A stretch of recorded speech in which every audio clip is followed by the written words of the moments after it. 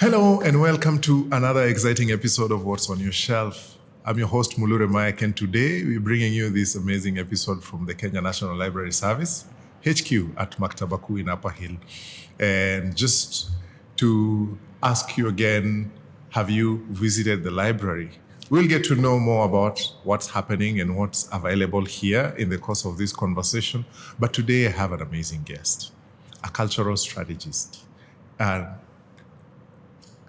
one of the best horse. Do I sneak it? Do I not? You'll meet her.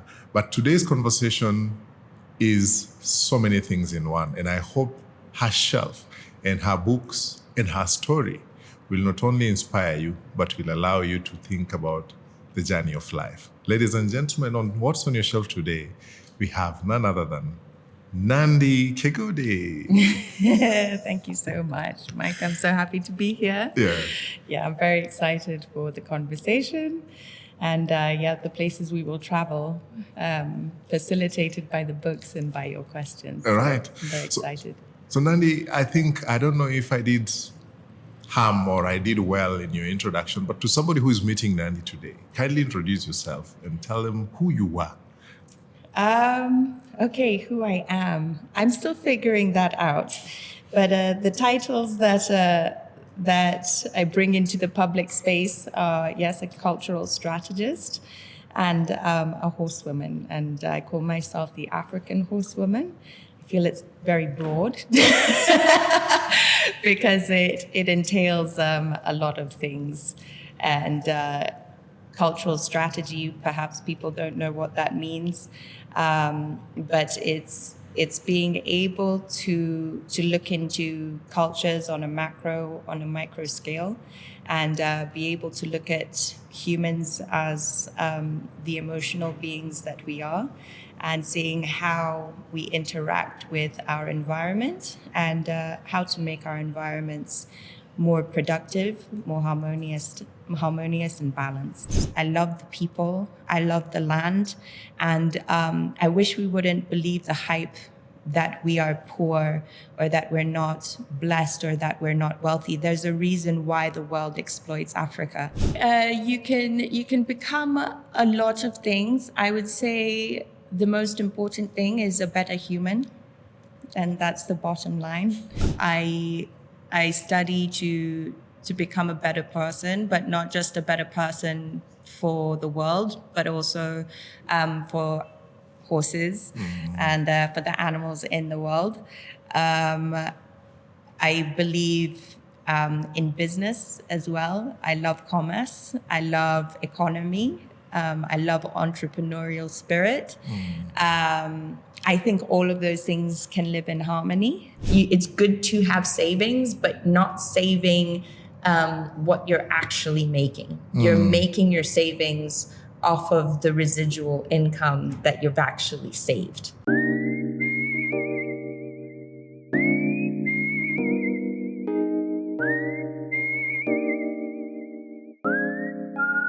So many times when people talk about culture, especially in an African context, people start imagining sisal skirts and things like that. So unpackage for us what is culture?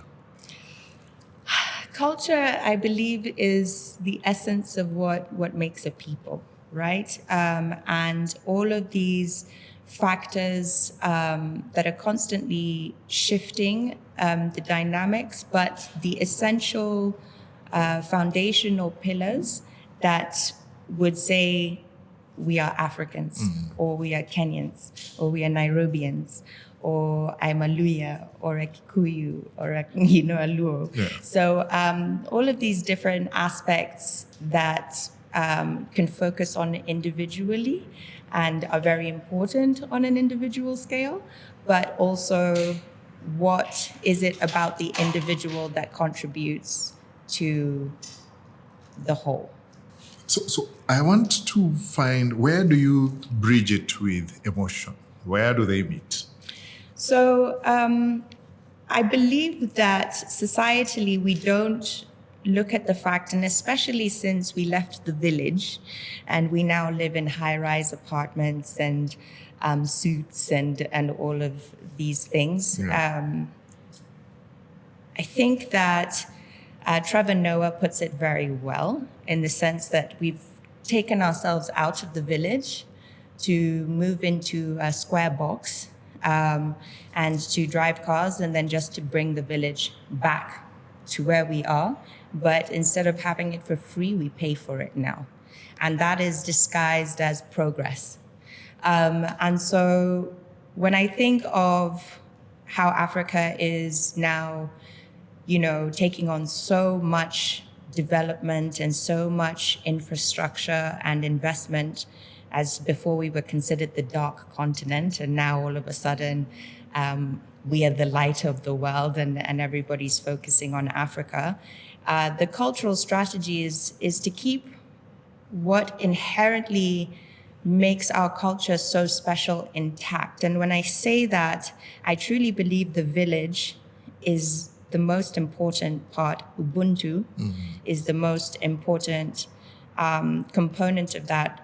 The contributionist society that is embedded in all aspects of African culture, and a concept that I only am because you are, right? If you weren't who you were, you wouldn't come to me to talk and to tell my story, and to ask the questions that would show that I wouldn't exist to certain people or on a certain platform unless you were, right? You and your team. So I can see the relationship and the synergy in that. And I think that was inherently in the village before.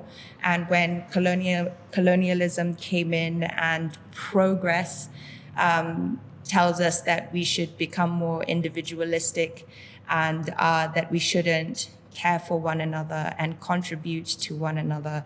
And I especially love, like with the pygmies that you hear in the Congo, if there's a disagreement within the village, they dance. They dance until everybody feels good again. And they don't stop dancing until all of that negativity has been washed from the body. And I just wish we did that a little bit more. I very much respect what they do in Rwanda and having, a day where the community comes and they clean. They clean together as a community, Could we have, as Kenyans, in our busy lives take time to clean our country, to come together and unite? Because what makes us Kenyan? We wear the bracelet of the flag, but what do we do nationally together that says we're Kenyan? And we come together, and I believe I think as a previous guest of yours said that we come together on very specific things, like the Mau Mau rebellion or like independence, or to fight for our rights and for our freedom.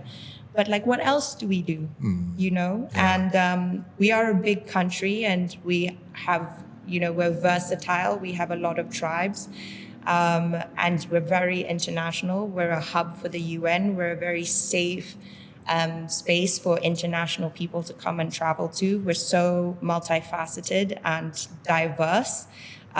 So I think our culture can get lost within all of that, and we don't actually know what it is to be inherently Kenyan. Yeah. And I think it's a very good question, and all of us need to ask ourselves that, other than being born in Kenya and speaking Kenyanese, what makes us Kenyan? What makes you Kenyan? Please tell us on the comment section. Feel free to also weigh in on what Nandi is saying and share with us your thoughts on the same. What makes us Kenyan? And Nandi here is well-traveled. And as we are going to see from her bookshelf, she is really traveled. And Nandi, as we journey towards now transitioning to the shelf, which is where we will dwell most of this conversation. What makes Africa unique? And this, as somebody who's traveled vastly, as somebody who's really, and not just traveling for touristic purposes, you've traveled and lived in certain spaces across the world, from Europe to Asia to, what is it about Africa that makes you come back and say, I want to go and do this thing that I want to do in Africa? My gosh, that's probably one of the most difficult questions I've ever been asked. It's very simple in the sense that, home is where the heart is to an extent, but there's just, for me, it's the marriage between, and we're losing it, but I think that Gen Z is also trying to bring that back for us, is this balance between the natural world and the developing world. And Africa has this unique way of swallowing up development that's not in her favor. And I think that the continent is, this is going to sound very hippie-ish, but it has a vibration and it has a frequency. And there's organized chaos. And it's so overstimulating, but also so peaceful at the same time. So when you drive in traffic or you're on Waiaki Way and you can see something beautiful happen, something completely crazy happen, something devastating happen, and then something inspirational happen. And you've only gone 50 meters and you've been sitting there for 3 minutes. And it's one of those things where it's like as soon as you leave the door in the morning, it's not it's a straightforward journey to work. Like, as Kenyans, you learn how to move within a rhythm. When you go to a different part of the world and you watch traffic, for example, right? And you watch the organization of traffic. And I thought in Nairobi, we had a very chaotic traffic system. But then you go to Cairo. And then you see something completely different in Cairo. And then, you venture to India or something, and then you see there's a rhythm and there's a flow. And if you get angry with it, and when I go to America, I'll watch people get road rage about something that in Kenya, it's like, hiyo ni kawaida tu. So what it does is that it teaches you to just allow the world to happen. And it was interesting because when I brought some people to Kenya before, and they were like, it's so strange that people just sit on the side of the road and they just watch the world go by. Don't they have jobs? And I was like, yes, they probably do have jobs, but they're sitting and they're observing the world, because you can do that here. You can sit on the side of the road and you can just watch Africa, and that's such a unique thing. It's not really the same as going to the park in London and watching there, because it's such a small and confined space. And I think Africans and Kenyans, I think it's happening more with Gen Z, but we don't understand how truly privileged we are. And there's this narrative that we are poor or we are not inherently wealthy. And as you said, I've traveled to a lot of places, and our quality of life is significantly higher because we can still grow vegetables on the side of the highway and eat them. We can still eat foods that are so beautifully healthy for our body, and we take advantage or we don't show gratitude because it's just, sweet potato and sukuma wiki or mokimo or something like that. But, when I go to the States, if I buy those same ingredients, I'm walking out having spent $80 to $100. And over here, I've spent 80 to 100 shillings for the same thing. So my biggest fight in America is to eat healthy. And if I want to eat healthy, I have to be able to spend about $200 to $500 at the grocery store or grow my own food. But that is simply not the case here. And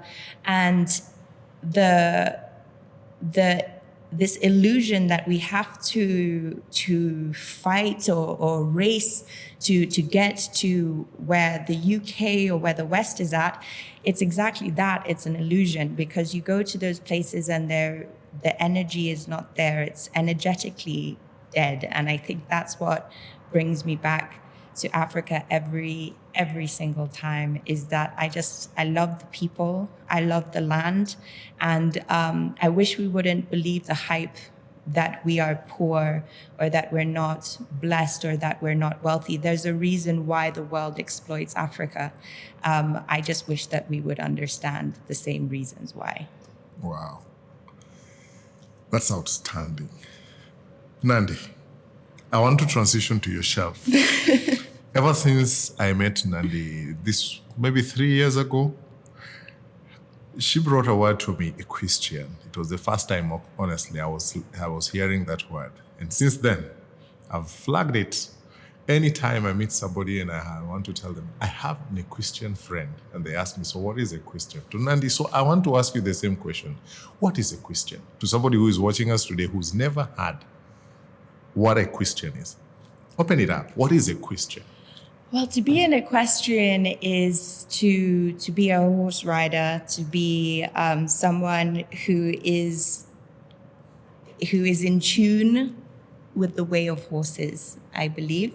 And they say it's a lifestyle, and it 100% is. I think if you're a true equestrian, it's in your blood, and it affects every aspect of your life. And if you have the privilege of becoming an equestrian in any capacity, whether it's just as a hobby, or you become an equestrian athlete, or you do it as an amateur rider, or you do riding safaris, whatever the case may be, working with horses is a privilege, and not an economic privilege. Horses are expensive, but it's a privilege because of the nature of horses and what type of animals they are. I think it's a privilege to have a partnership with any animal.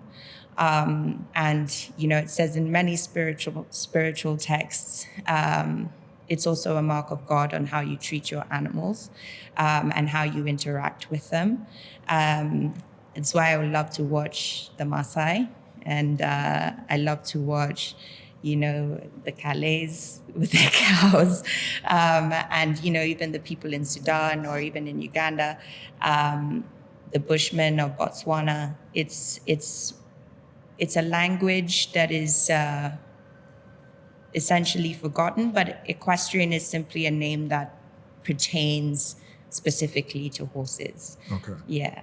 So what are the things inside that? What are the small paths into equestrian? What are the things that somebody can possibly do or become inside that ecosystem? Well, you can become a lot of things. I would say the most important thing is a better human, and that's the bottom line. It's just if you allow them, they just make you better as a person. But you can become an Olympian. You can become a therapist. You can become a jockey. You can become a business person. You can do anything. It's a lifestyle, and you just simply pick which aspect of that you want to participate in, or you find your niche. You teach the horses, you train the horses, or you find people that are more experienced and better than you, and you learn from them, and you will make mistakes. You'll make a lot of mistakes. I think the most important thing is to find your humanity within the horse, and that's what makes the partnership quite sacred. You spoke about animals, and you spoke about the Maasai and all these people. For those of us who come from Western, who like the animals fighting, where do we place that? I'm not there with you. The thing is if you observe nature, nature doesn't fight with itself unless it's for survival. So I think if we're making animals fight each other for our pleasure, then we've gotten something wrong. Okay. I will transition at that point. But I'm also from Western, so but it is not to rebuke my culture or my heritage. I'm a very feeling person. My eyes can start to water by just seeing a skinny dog on the side of the road. I think I'm of the thinking that we can easily live in harmony if we want to, but to get to the place where you can live in harmony, I think you go through a lot of tough and rough places. And sport and blood sport can be a part of that. I believe that it's an evolutionary process. I'm not excusing it, but I can understand it to a degree. I've participated myself, so I'm not going to condemn anybody, but I wouldn't participate again, knowing what I know now. Okay. All right. Fair place to now transition to cover those of us who enjoy that sport. And the South Americans. So, Nandi, to the most significant question on this podcast, what's on your shelf? A lot. A lot of different things. Yeah. A lot of spiritual books. A lot of books that I study to become a better person, but not just a better person for the world, but also for horses and for the animals in the world. I believe in business as well. I love commerce. I love economy. I love entrepreneurial spirit. I think all of those things can live in harmony. And I love the evolution of business, of societies, and how we can balance that with the natural world. And so I think my books really reflect that. I also really love a lot of fiction. I love a lot of fantasy. I love imagination, because only from imagination can we create everything that we're sitting on. Inside came from someone's imagination. So I love to go to those places as well to see how other people are imagining and what worlds they're creating from there. Yeah. So looking at your books, and the majority of the ones we had conversations about, and there's a statement you told me, I'm such a millennial. Unpack that for us. Millennials, gather around and listen to this. I think I like this fast world to a degree where I enjoy everything at my fingertips. But I also still understand that there's a process to things. And that I want to be able to engage in that process. But reading books is hard for me. I think we're part of the generation as well where we've labeled everything, right? ADHD, dyslexia, all of this stuff, anxiety, blah, blah, blah, blah, blah. And those have helped us understand our world a little bit better. But also at the same time, I've had to grow past a lot of those labels in order to be successful. So when you asked me if I could bring my books, I was like, skinny. I'll bring my phone. And it has all of my reading material there. When I go to business meetings, people hand out a business card. I'll hand an electronic business card because I want to go paperless. What else? I think, music when we were coming up as millennials is better than what some of the Gen Zs are listening to now, but that's also just the way of evolution. Yeah. I think that we're a unique generation in the sense that we were the first generation that actively decided not to take on more generational trauma and decided that we were going to work through it and we were going to face it. And I think Gen Z has come up behind that, and they have so much knowledge available at their fingertips. It's a little disconcerting that the older generations that are supposed to be facilitating the upcoming generations do not respect and honor the dedication that our generation or even the upcoming generations have to the integrity of our society. Yeah. And I think that's a key component of being a millennial. I think we've ushered in a new psychology and a new way that we want things to happen. And because we do have so much information available to us from the West, from the East, North and South, we're no longer just counting on the stories of the elders, even though those are extremely, extremely important. Yeah. We are no longer subscribing to the narrative that you will just respect me because I gave birth to you or something like this. And that respect must be there. Yeah. But, we also have to have compassion for the fact that for the generations before, or for our parents and for our grandparents, it was a very big deal for them to accomplish paying school fees, right? But in our privilege, we're like, well, that's the bare minimum. Yeah, that's the bare minimum. You had a child, educate them. That's your responsibility, right? But before, they were really just coming out of the village. And before, with colonialism, there was this unachievable standard that was given to the privileged few, right? And you weren't making it unless you were hitting these societal targets.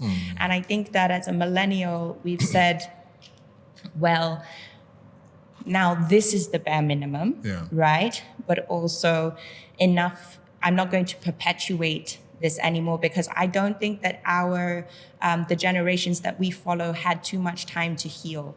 They were just trying to survive, and they were just trying to create a life within the world that pre-colonialism, post-colonialism, and colonialism set up for them.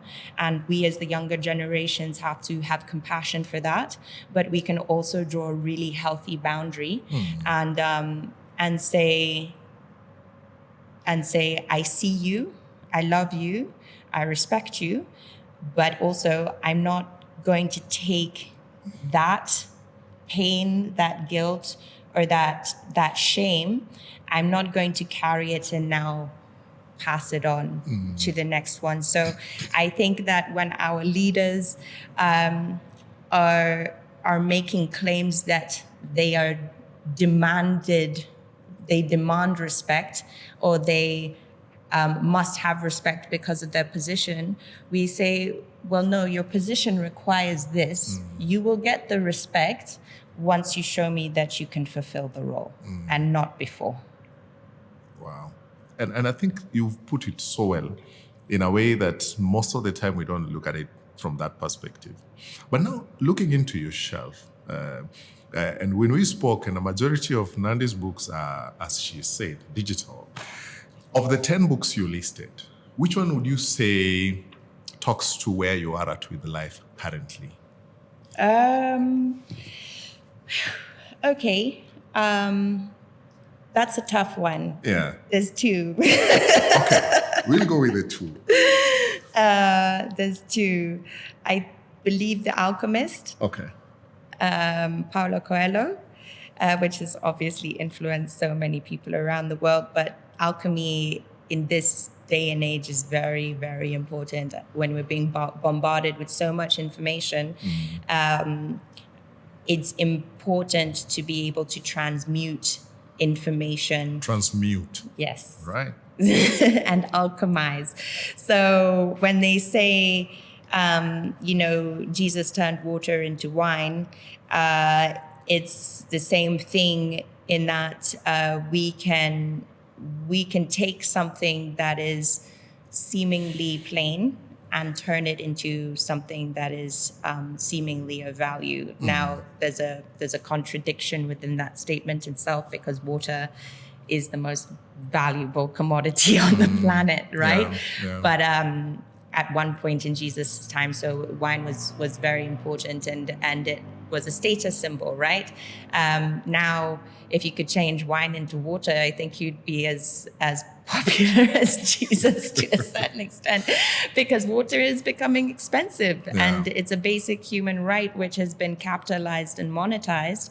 And most people don't even realize that the water that we're drinking is not good for us. It's the ability to alchemize information, alchemize emotion, and to know that we are creators. And I truly believe that God made us in His image with that intention, not being the image of man, but being the image of a creator, and being able to create your space, your world, and your environment, and then being able to work in conjunction with other creators. So it's a really fantastic book. The other one I would say is probably apropos Horses and Riders by Hans Sand. It's a very humbling book. Working with horses is humbling work. They are a prey animal. We are predatory. So to work with a prey animal as a predatory species, you have to understand that there are certain dynamics that are within the nature of the horse that we exploit as predators. And we can dress it up all we want, but those are the fundamental aspects that if you genuinely want to have a relationship with anything, you have to understand your positionality to it. Not everybody thinks like we do. Animals don't think like we do. They don't hold grudges. They remember, right? And if they've been abused, they remember. But we have to understand that everything was made the way it was for a reason, and it developed and evolved in nature in order to help it survive. And so when I start to look at the world from that perspective, and people are only dealing with you within the capacity that they are able to, then it allows me to move through the world with more compassion, which sort of leads me to the Four Agreements by Don Miguel Ruiz, which are... I don't want to... We will get to the four. We will get to that. Because I you started with The Alchemist. Yes. Which, by far, is the most read book on this podcast. It is the book that has appeared in so many shelves of my previous guests. Yeah. And I want to go back a step to The Alchemist and ask, because you said it's relating so much with where you are at. People would look at Santiago's story as a very simple story. So what was in it? And I would want to ask you the same question. What is it about The Alchemist that has spoken to you, that has brought out something? I have to say Santiago's courage, right? And how he gets duped and, loses all his money and loses economy because he's been conned by one person or the other. And, he sits with his sorrow and sits with his misery, and the world is happening to him instead of the world just happening, But these crucial characters who exploit him, but then he meets other crucial characters that transform his perspective and his way of thinking, that allow him to alchemize his situation, right? Yeah. And it's so easy to get into self-pity. It's so easy to say, oh my gosh, this world is a terrible place and all of these terrible things are happening to me and all of that stuff. But again, like they're saying in the book, well, you're just affirming that to the universe. So that's what you're just going to keep getting, right? But Maya Angelou says, you can change your mind, all right, about something and shift your perspective about something. And if that thing doesn't change, just, accept it is what it is and then just move on. Don't complain. Don't get stuck. And that's been a big thing for me. About my history with drugs and alcohol. Yeah. And that was a lot of getting stuck and seeking through a bottle or through a substance. But I managed somehow to alchemize that situation with the assistance of a lot of people and a lot of community. So the alchemist even speaks to me now because I don't know if I'm a conventional person or if I think I try to take the road not taken more often than not, which involves a lot of bundu bashing. Yeah. A lot of bundu bashing. And sometimes, people are like, but the sidewalk is just here. Like the road is just there. Like, why are you going through the bush? Yes.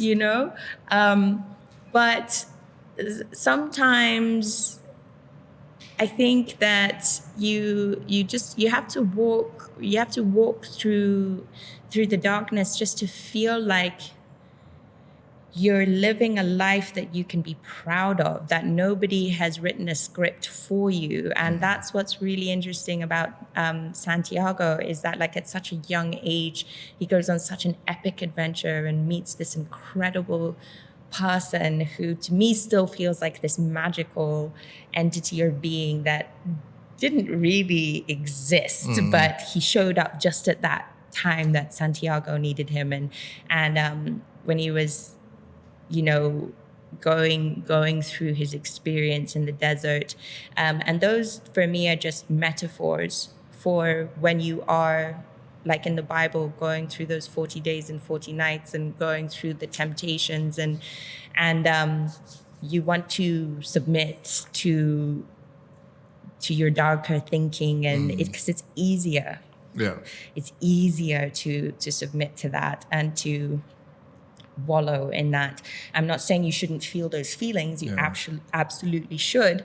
And if you're going to be miserable, be miserable. Like just sit in it and absolutely do it. Yeah. But decide when enough is enough.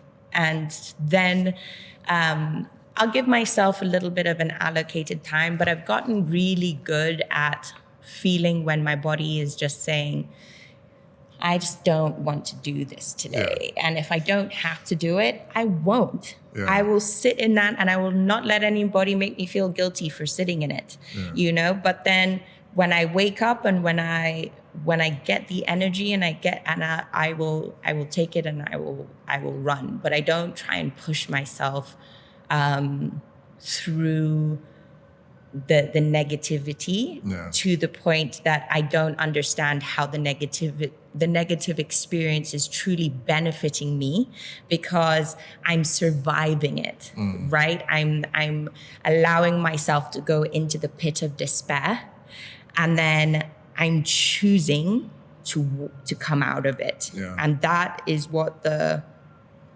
the profundity of the experience.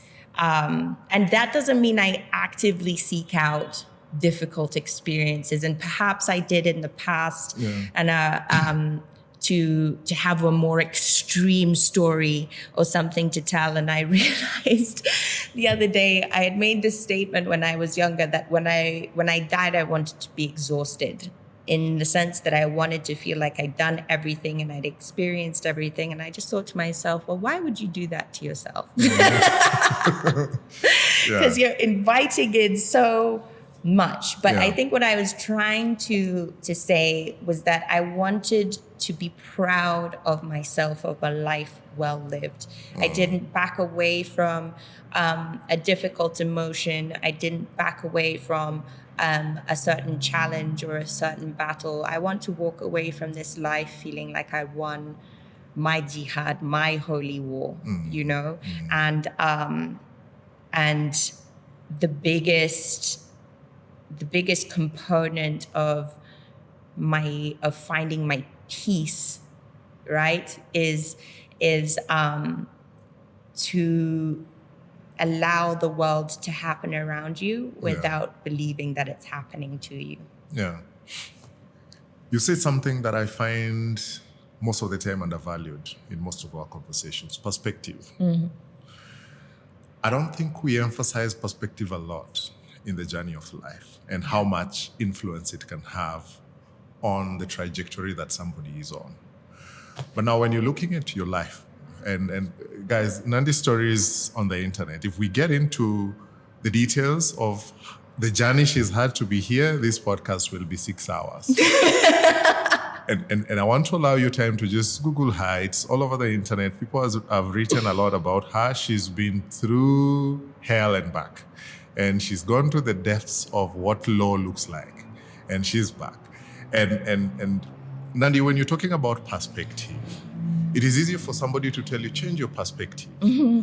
People are advised, young people of this country, change your perspective. Where do you begin? When Nandi was at her lowest, lost, you've used all possible escape routes, drugs, and you've run away from things you don't even know about. But you're at your lowest. You're contemplating suicide. You're contemplating, and at that stage, it would be easier to commit suicide than even find your way back. Where did you find perspective? How did you find perspective? To be honest, that place that you speak of, I was there just not too long ago, just last year, in fact. And the thing is, you don't have to be on drugs to get to that place. I think that the human condition can disappoint you so much that you forget why you're doing this life thing. What's the point? At the end of the day, you're telling me I'm here to get a job, 9 to 5, breed, pay taxes, and then pay school fees, then die. That's it. And if I'm good, I might go to heaven. Come on. You know, I'm just not buying what you're selling, you know? So at that point, it's very easy to say, well, perhaps death is the easier option, because actually it's the hardest thing to do, because you're actively programmed to live. Actually, it's your body fights to stay alive. And in suicide attempts before, I hope that's okay to say, or unaliving attempts, I don't know. Before, there would be moments of consciousness where I'd be like, I'm going to survive this, aren't I? You know, like, it's not enough. Like, I'm actually going to survive this. Like, I'm not going to be given this way out. And I don't know if it's God or a fast metabolism or I heal quickly or something, but something was just not permitting me to go on my own terms, right? And I would have to really do something more extreme in order for that thing to happen. So I think the question for me became like, what if I decide to stay, right? What do I need life to look like in order to make it worth it, right? And so in that moment, when you're curled up under the blankets and you're crying and the snot is flowing and you look at your most unattractive and, you know, your body's come up in hives because you're so stressed and you just don't want to talk to a single soul and you just want to be swallowed up by the earth.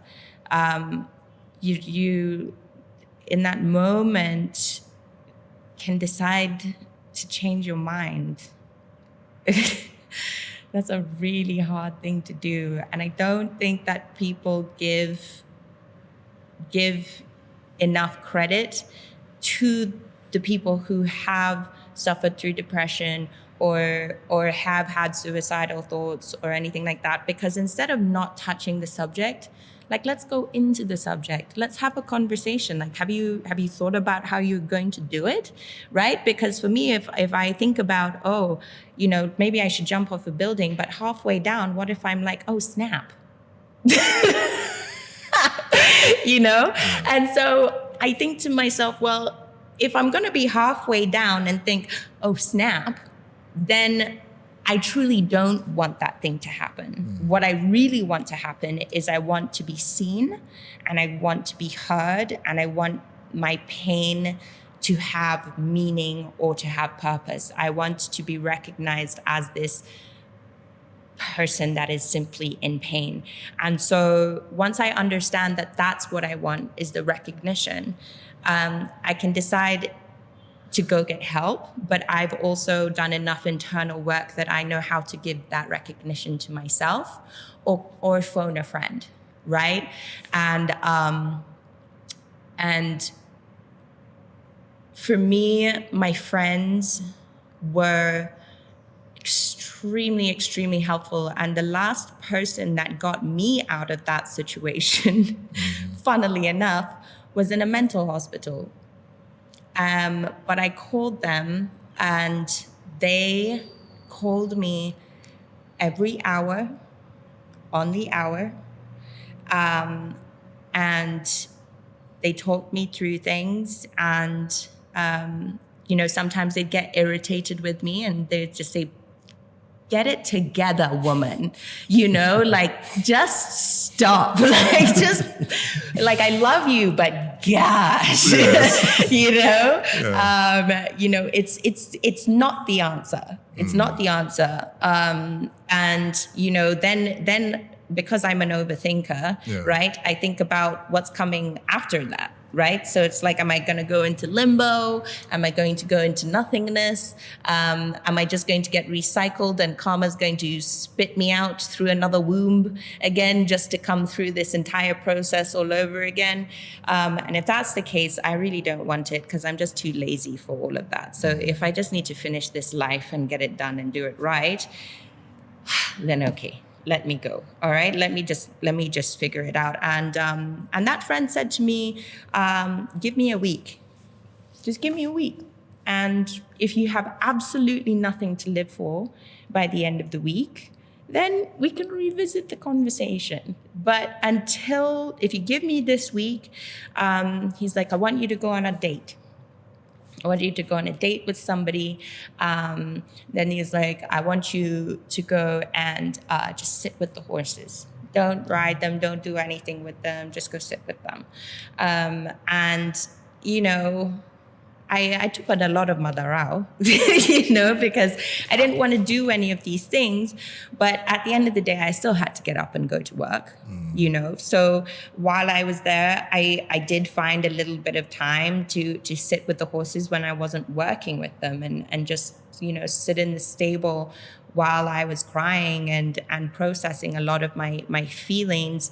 And, you know, they would come up to me and nudge me and know me because they feel that there's something wrong. And I'm like, okay, maybe I'm not being seen by people, but I'm being seen by this creature here. And they're consoling me even though they have no idea what's wrong. Absolutely no idea what's wrong. So my perspective shift was, why don't I create the next stage of my life where I love myself how I want to be loved, where I pursue all of the things that I want to see in the world, and I can become my own hero. Why don't I just do that? And that process happened very, very slowly. I'm still going through the process now. But it's very easy when you see genocide, war, bad leaders, femicide, all of these things, to focus on that and just be like, well, where's the goodness? Where's the goodness?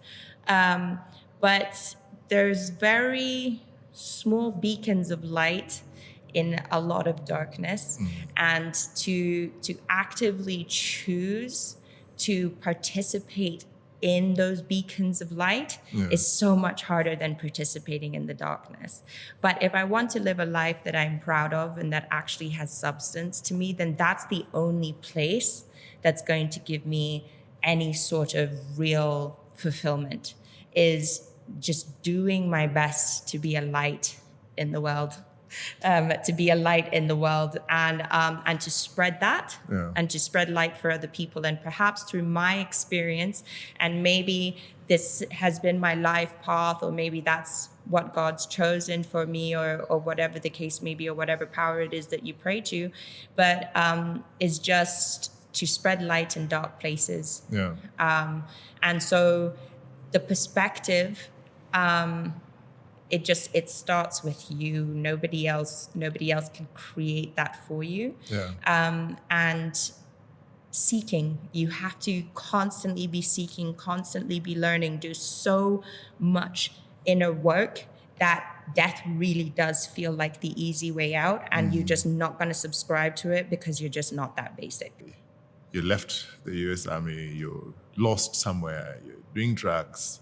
There's a young man or a woman who's watching you today who is lost in that space. They don't know how to come back. And the culture around drugs keeps pushing you into it because it's an escape. It allows you to be lost in it. The more you go into it, the more you get lost into it. And you've gone there, you've come back. Somebody is watching you is perhaps at that same stage. How do they come back? I don't think it's about coming back. I think it's about moving through. Moving through. Yeah, moving through to the other side. Now you're taking a risk that your body will sustain the journey through. Okay. So the decision is whether you want to go through or you want to stay there. And I don't think I ever went back. I never went back to who I was, because if I ever did, then I would have ended up in the same place again. But I did move through. And it's a tiny bit per day. Tiny bit per day. So for people that might be watching like motivational stuff and they think, well, just get up and do this. It's not that easy. It's not that easy. There are days where the best thing I could do for myself was change my socks or put my socks on. And that was my victory for the day, right? Or the victory was to smoke less than I did the day before. Now, if you're dealing with a drug like heroin or something like that, there's very little room for that sort of negotiation. For me, it was a control thing. Heroin really numbed my pain. It was very effective for doing that, but it stopped me from doing what I loved to do. I couldn't travel. I couldn't go places because I couldn't take my drug dealer with me.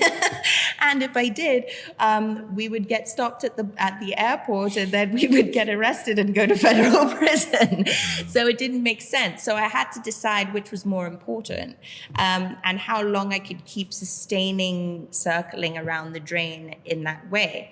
And so it's the little victories per day that turn into the big victories. If you're struggling and you're in the dark side of the soul, let me tell you this, there's no great person on this planet that has not walked through the dark side of the soul, not a single one. Yeah. And if you're in that really, really, really dark place, there's a good chance that there's something really, really fantastic and big waiting for you on the other side.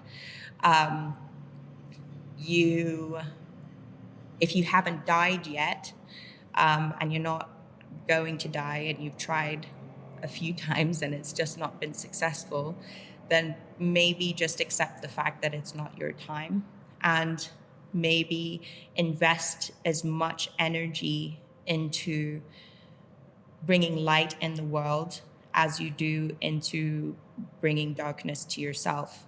And being in the shadows or being on the dark side of the soul, there's nothing wrong with that. It's part of the process.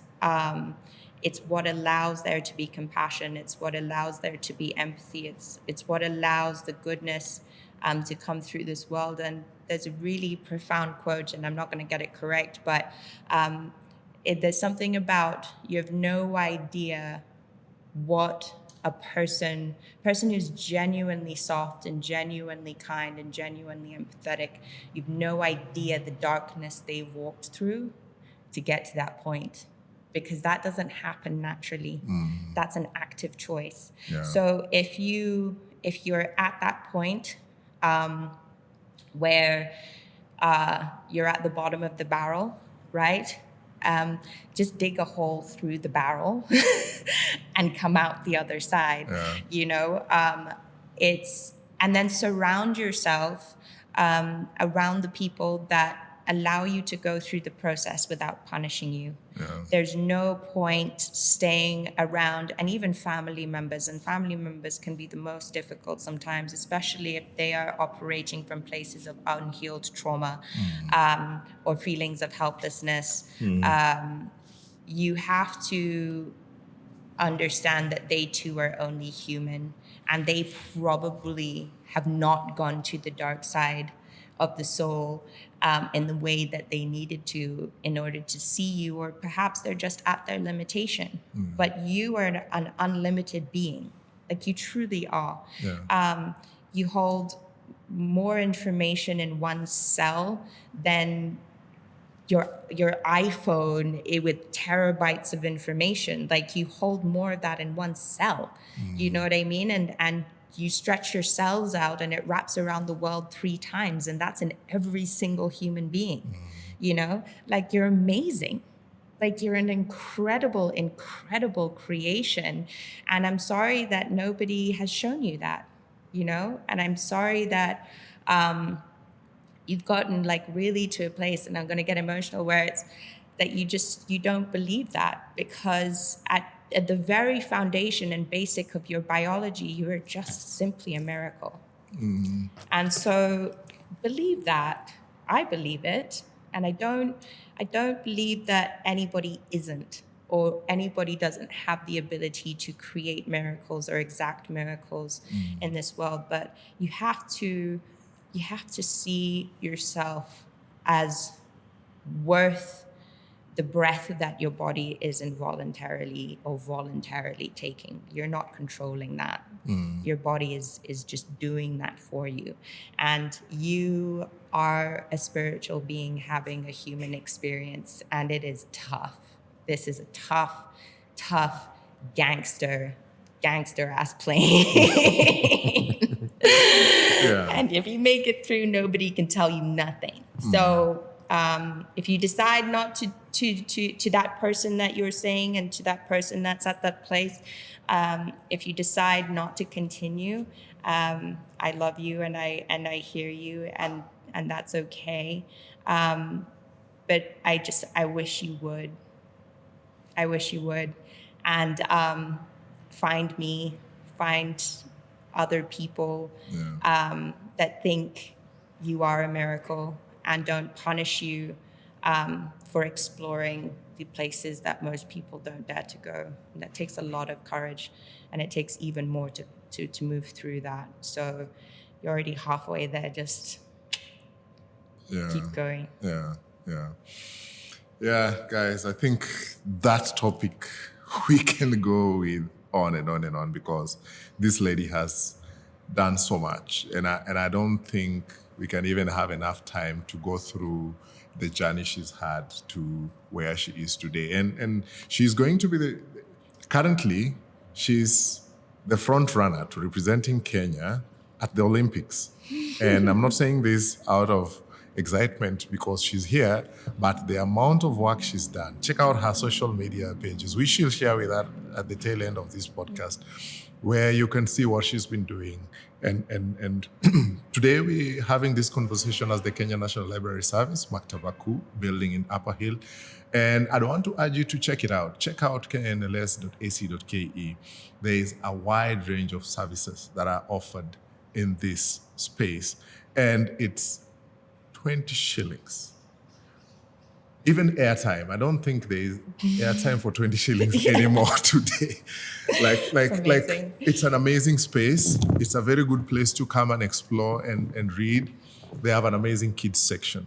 You can come over the weekend with your kids, and there is a professional. You'll not come and shepherd your children around the library, no. You'll come and leave them at the kids section, where there's somebody who's professionally trained who will take care of them as you allow yourself to read.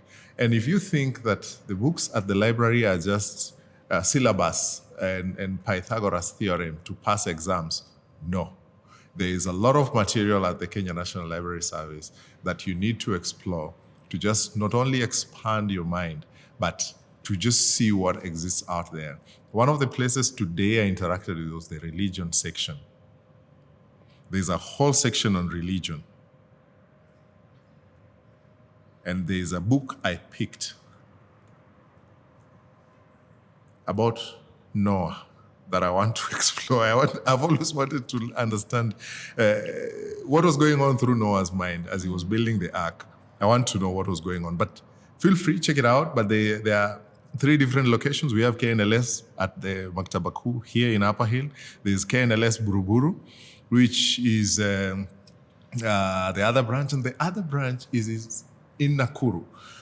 Beyond that, KNLS also helps manage and support other library facilities across the country, because it's a national institution. And you can see a wide range of services that are offered here. But this also is a very good and conducive environment for you to have your events. Check it out. They are very good spaces. So not to distract us from the conversation we're having with Nandi. Nandi is an outstanding and amazing, talented horsewoman. What have you learned with a horse that it only takes you being with that animal to understand? Oh, good question. What have I learned about it? They're mirrors. They mirror you. They don't want to be around you. It's because you don't want to be around yourself.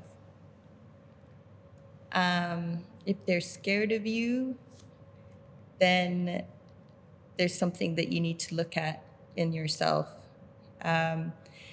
They humble you deeply, but their nature, in the Bible it also says, follow the meekness of the horse, or, and the meek shall inherit the earth, and these kinds of things. And Winston Churchill says something about the outside of the horse that's good for the inside of a man. So horses have been connected to people. They built our world to a certain extent. Before we had machines, we had horses. Yeah. So I think for me, horses have, they've seen me through a lot of different stages in my life. Stages where I thought I was entitled to them, to people, places, and things.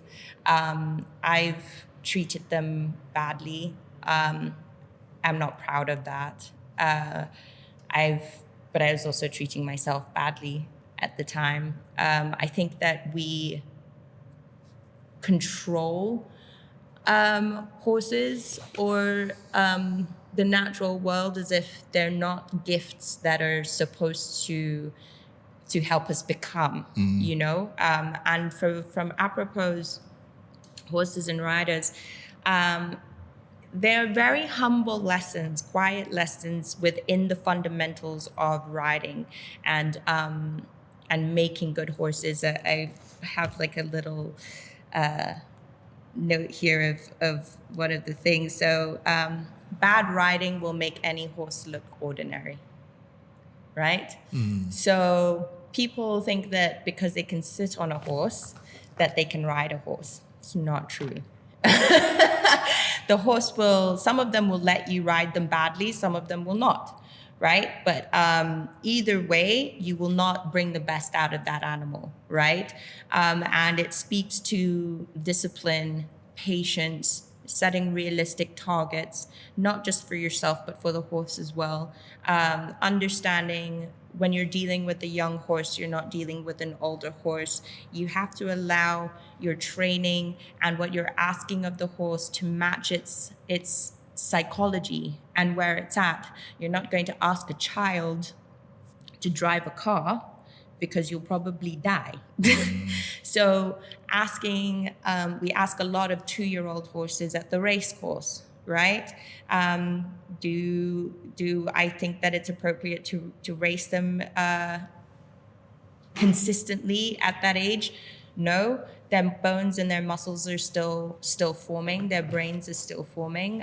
Can they do a little bit of work? Absolutely. Should they be doing the work of a 7, 8-year-old, 9-year-old horse who's fully mature in their body, but also not necessarily fully mature in their mind? Absolutely not. Do we take that into consideration? Not currently. Not here. So it also says that sometimes you have to question what you know, right? Because when it comes to horses or when it comes to animals or training dogs or raising kids, right? You think that you know everything, right? Because I'm a father, I birthed you into this planet, therefore I know. Well, no. You didn't go to school, you didn't pick up a book, you didn't learn how to be a father, you didn't learn how to be a mother.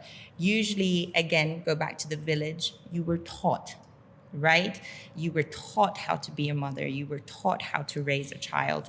In our current society and in our current world, I hear, I used to do professional childcare as well. And my favorite parents were the parents who said to me, I have no idea what I'm doing. I have no idea. I didn't go to school for this. I don't have a degree. I have this child that I love so much and I want to create all of the best things for it, but I just don't want to mess this up. Can you please help? And I was like, absolutely, right? But then you get the parents that know everything, right? You'll get a 20-something mom who will be disrespectful to the housekeeper or to the ayah and say that this person can't discipline their kids or create boundaries. Now, I'm not saying that I'm not saying you can let things get out of control, but if the chances are, if your housekeeper is a mother or a grandmother and she's got children and she's got grandchildren and this is your first child, the chances are she's going to do a much better job than you, and you should listen to her. So maybe with that knowledge and with that wisdom, that reflection should also come in the way that they live, in how that they're paid, in how they're spoken to. do you allow your child to speak to your ayah, to the ayah or the housekeeper like they pay their salary? For me, that's a problem. If I see a child speaking to an elder woman or to to any of the house staff like they pay their salary, that is a problem, because the child is learning entitlement in a very backward manner. Right? So it's the same thing with horses, right? I just sometimes have to admit I'm not the best person for the job, or that I need to go back to school and that I don't know everything. And I've even learned that with my horse. I thought I knew so much, but she just taught me I knew so little. And even coming back here, I have had to leave her with somebody who is a more advanced horsewoman than I am currently. I will get to that stage, absolutely, and I will improve in my readiness for when I am reunited with my mare. But it's a relief that she's getting what she deserves, because she's a good horse. She's a good animal. And so I can take a step back and I can work on myself. And so the next time we come together, I'm a better person for it. And Apropos taught me that. Apropos has also said, sometimes okay to walk away and come back. You don't have to bash through a situation to get a desired result. And I don't know if you're into astrology. I am, because I'm woo. But, I'm an Aries. So, Kondo, I want to ram through certain situations, places, and things. Yeah. And sometimes it doesn't help. It doesn't work. Bashing my head up against the wall is just giving me brain damage. Okay. I wouldn't say I'm so much into astronomy, but I take note. Yeah. Like, I know I'm a Leo. Okay. I would want to hear do we bash into things? No, Leos are in my experience, can be incredibly stubborn.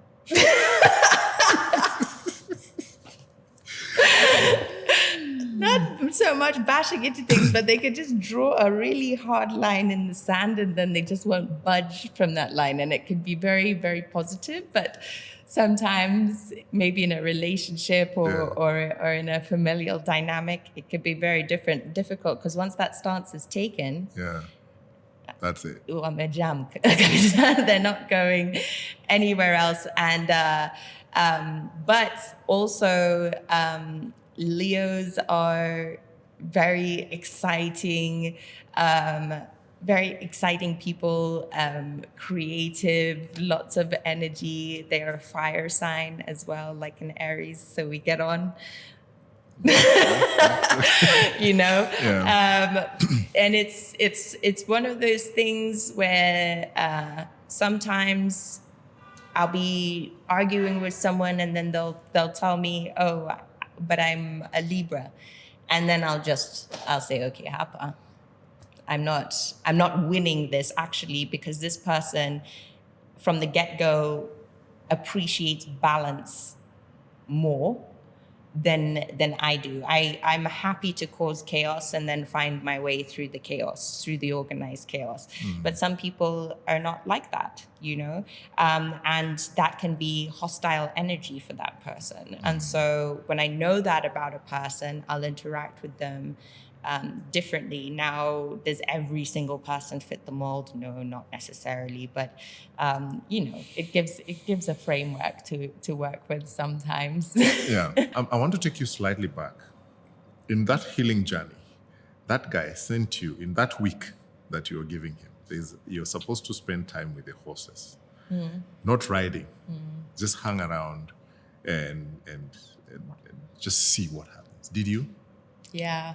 And that time I was really trying to get my horse back in my possession, but I wasn't able to do that. And that was part of what was upsetting me so much.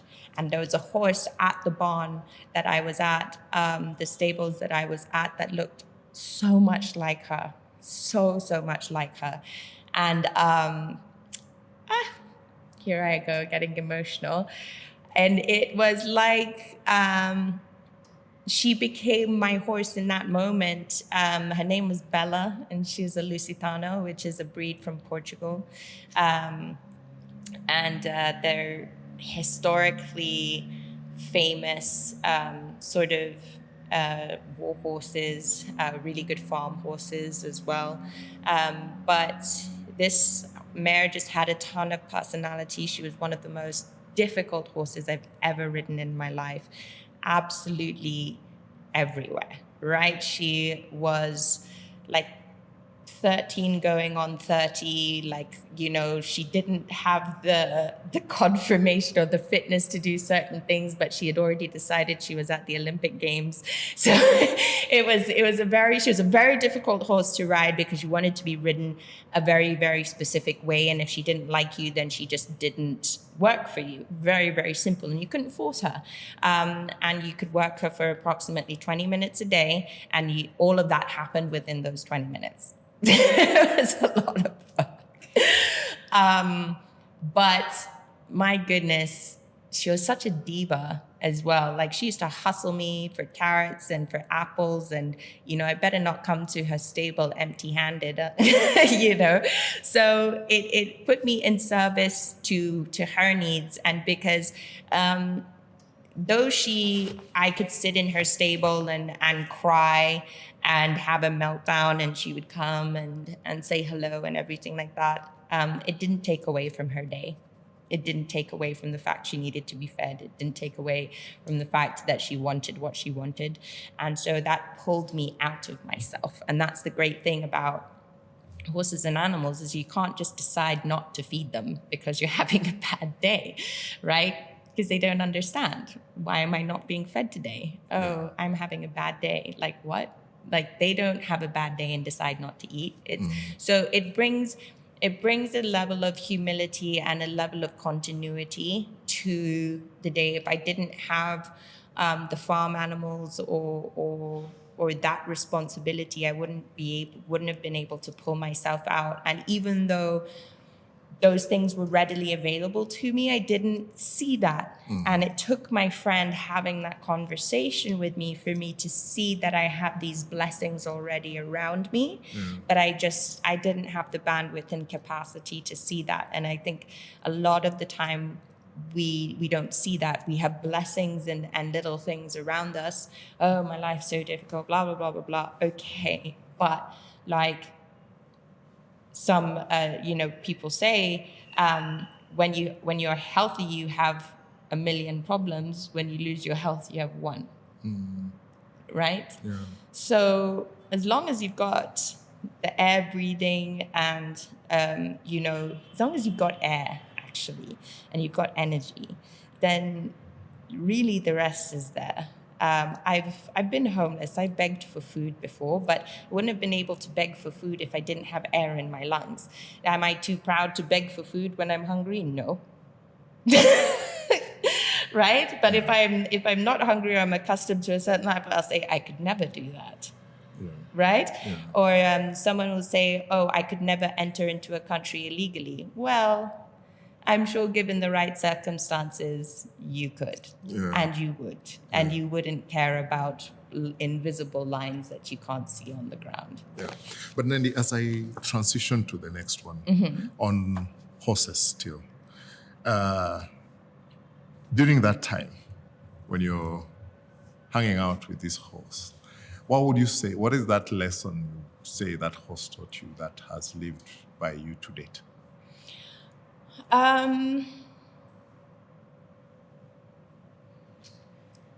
Get on with it.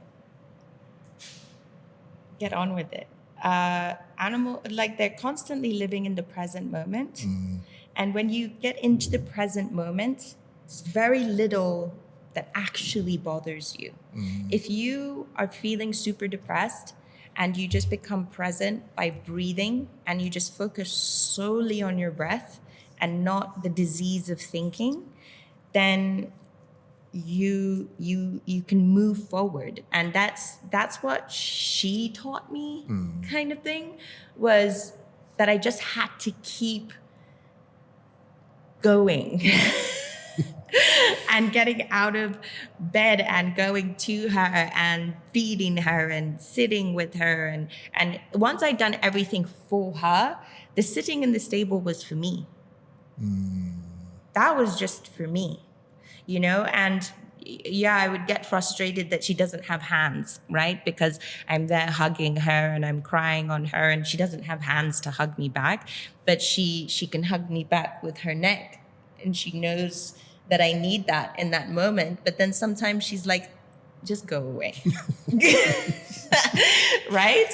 And so it's like not everybody wants to deal with your stuff, so you got to deal with your stuff, and you have to self-soothe, and you have to learn how to breathe, and you have to learn how to be okay, and you just have to learn how to keep moving forward. And whether Bella was in the stable or you're watching horses or animals in the wild, it's like they don't just lay down and decide not to do stuff today, right? They just don't. It's literally a privilege of being human. And that's exactly what it is. It's a privilege. And so I think it was the understand my privilege, not to abuse it so much, and gratitude. At the end of the day, it really comes down to gratitude. You just got to be grateful that if you have the basic necessities and you have the basic fundamentals in order to create a good life, be grateful and do that. Yeah, right. There you have it. I'll be coming to this, but before I come to the sacred spaces, as you were talking about your top 3, you had talked about the 4 agreements. Yeah. Take us through 4 agreements quickly before we go to sacred spaces. Oh, the 4 agreements. They're so good, but so hard. And I base a lot of my emotional intelligence work off of the 4 agreements. Don't take anything personally. Always do your best. Be impeccable with your word and never make assumptions. Those are the 4 agreements. It's very hard. I want to hear the don't make assumptions one. Yeah, don't make assumptions. Don't make assumptions people are talking about you. Don't make assumptions that that you're the morning and the evening star. Don't make assumptions about conversations. Don't make the assumption that you will be alive tomorrow. Don't make assumptions. Don't assume that the person that you married will be the person that you'll end up with at the end of your life. Just don't make assumptions. What is it about this book that makes it among your top picks? Well, it's because they're 4 reasonably simple concepts, right? Don't take anything personally, for example, right? Someone may give you a compliment. Wow, you're so beautiful. Don't take it personally. Because they could be saying it out of flattery. They could be saying it to get something from you, or they could be saying it because that's genuinely what they think. But if you take that personally, then you're feeding yourself in an inauthentic way. I think that if somebody comments on how you look, you could just accept that as their opinion and nothing more.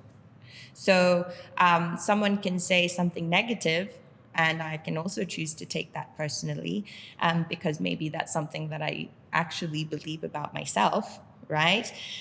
Or I can say, well, that's not a very nice thing to say in general, but it actually does not apply to me in any way, shape, or form. So that's probably more about them than it is about me. So I'm just going to walk away. So in that instance, I don't take anything personally. I don't take my salary personally. Don't take what's in your bank account personally. It's not a true status, any of that. it doesn't matter. It's an illusion that we've created in order to create separation and ideas of importance. So yes, I might have this title, or yes, something.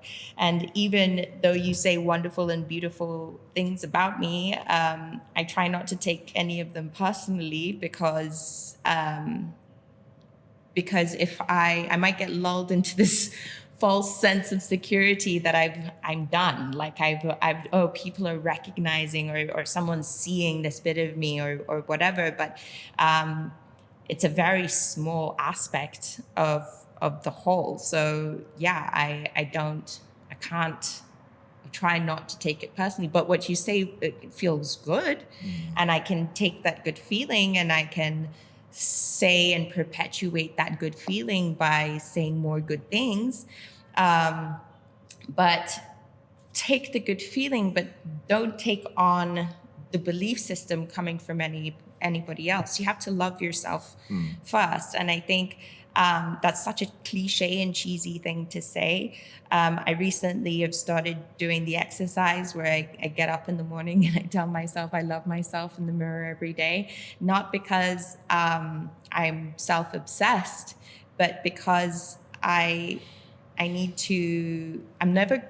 think I'm going to be loved by anybody on the outside the way I believe I should be loved. And so I have to tell myself that I love myself and I'm worthy of that, so that I can put boundaries in place that allow me to be successful, and I don't allow people into my life that cause me harm or damage, because again, that's got nothing to do with me and everything to do with them. So if I hold myself to the standard of self-love on a daily basis, then I'm letting very few other things into my field. And if I do let other things into my field that affect me, then that's 100% on me.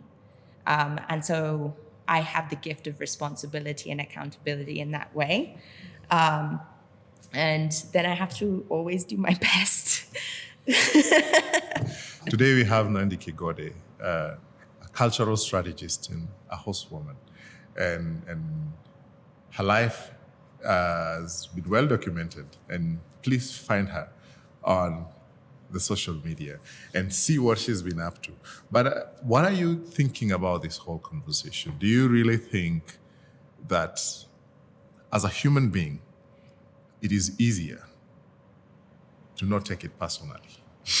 But don't also take this personally if it touches upon your life. Today we're having this on the Kenya National Library Service, and our guest Nandi is taking us through her shelf, and we're journeying through her books and understanding the world of horsewomanship. And she'll tell us where that is taking her. But before then, Nandi, I want to transition to sacred spaces. Take us to sacred spaces. Tell us about this book. Well, it's a balance, I believe, of spiritual concepts and scientific concepts. A lot of the time in the horse world, because they are animals, people mistake them for machines or tools. And the science behind that book is showing the marriage between what's the real science of horses and why they affect us, and why they are so intertwined with human society, and why when we engage with them, it should come from a place of respect. And one of the most profound teachings, and I shared this with you before, and is the magnetic field of the human heart, right? Can be measured from 10 feet away, right? The horse's heart can be measured from 5 times that distance, and measurable with true frequency. So as soon as you hit their magnetic field, they feel you. And nature's created them that way and designed them that way. So when I walk into a space where a horse is and their eye shifts or they want to move away from me, I might take that personally, right? And I'd be like, hey, come here, right? Yeah. And it'd be the same thing like with a child. If a child doesn't want to be near you Yeah. because they're really picking up on a frequency, or they want to stay close to their mother's frequency or something that's familiar, Yeah. and then you get angry, Yeah. right? Who wants to be around that? Right? And same thing with dogs or something, right? They'll bark at you or something and you feel madarao. You're like, right? But why are you taking it, take it personally to the effect that like, okay, I have to work on myself. But nobody really wants to have that conversation with themselves, you know?